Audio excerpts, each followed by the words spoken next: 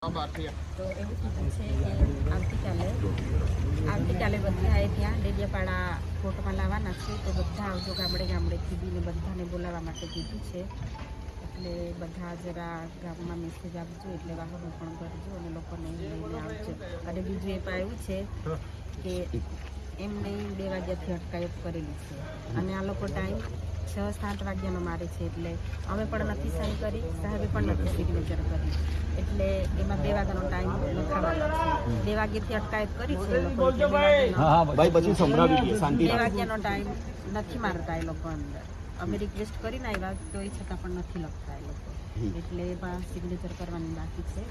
એટલે કાલે બધાને બોલાવ્યા છે. ને બીજું કે બધા મોડી રાત સુધી અહીંયા છે, એટલે બધાનો દિલે આભાર માન્યો છે. સાહેબે અંદર બેઠા છે, કહીને હમણાં બધા શાંતિથી ઘરે જજો, પછી કાલે પાછા આવજો, એવી રીતે મેસેજ આવ્યો.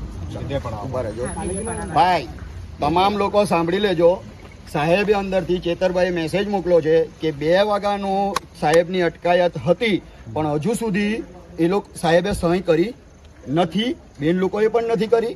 એટલે કાલે સાંજે સાહેબને ડેડિયાપાડા કોર્ટમાં લાવવાના છે. તો મારા તમામ સાથીઓ બધા બપોરે કેટલા વાગે છે?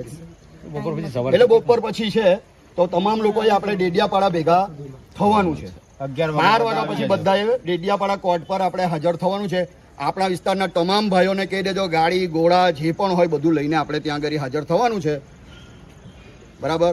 ને સાહેબે અંદરથી કીધું છે તમે મોડી રાત સુધી અહીંયા રોકાય છો, તો તમારો બી આભાર માન્ય છે. આ અંદરથી સાહેબે મેસેજ મોકલા છે.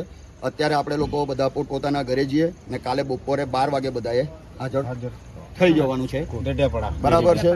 ને આપણે 2 મિનિટનું મૌન પાડી દઈએ. રાજપીપળા પોલીસ જે ગુજરી ગઈ છે, તો 2 મિનિટનું એના માટે આપણે મૌન પાડીએ છીએ. પોલીસનો જે અંતરાત્મા મરી ચૂકેલો છે, જે ખાલી એ લોકો દેહ જીવતો છે, નહીં કરે એ લોકોની ફાટી ગયા. હવે કઈ નહીં, દુકાન કોઈ નહીં કરવી જોઈએ. જતી ગાડી સાહેબને એરેસ્ટ કર્યા તો લાઈવ હતું, તો પછી ટાઈમ થઈ ગયો ને ખોટો માર. ચાલો આપણે બધાએ એકવાર જોહાર બોલીશું. ત્યારે આ જે અંતરાત્મા મરી ચૂકેલો છે પોલીસનો, તેના માટે આપણે 2 મિનિટનું મૌન 2 મિનિટનું મૌન પાડીએ. અને રાજપીપળા પોલીસને આપણે દિલથી શુભકામના આપીએ કે સાહેબો, તમે લોકોએ જે અમારા સાહેબને ખોટી રીતે ફસાવીને અહીંયા લાવ્યા છો, તો તમે નિવૃત્ત થશો તે દિવસે અમારા આદિવાસી સમાજની શુભેચ્છા લઈ અને તમને કીડા પડશે અને તમે ખરેખર નિભાશો, આવી અમારી તમને બધાને શુભેચ્છા છે, બરાબર? ચલો આપણે 2 મિનિટનું મૌન પાડી ને છૂટા પડીએ. રાજપીપળા પોલીસનું મૌન. જય જોહર.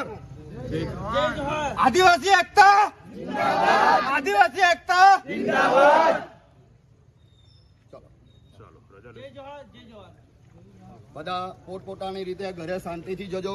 કોઈ મગજમારી, કોઈ ગમે તેમ ગાડી ચલાવીને ન જતા, બરાબર છે? કારણ કે આપણે કાલે પાછું આવવાનું છે. મનીષભાઈ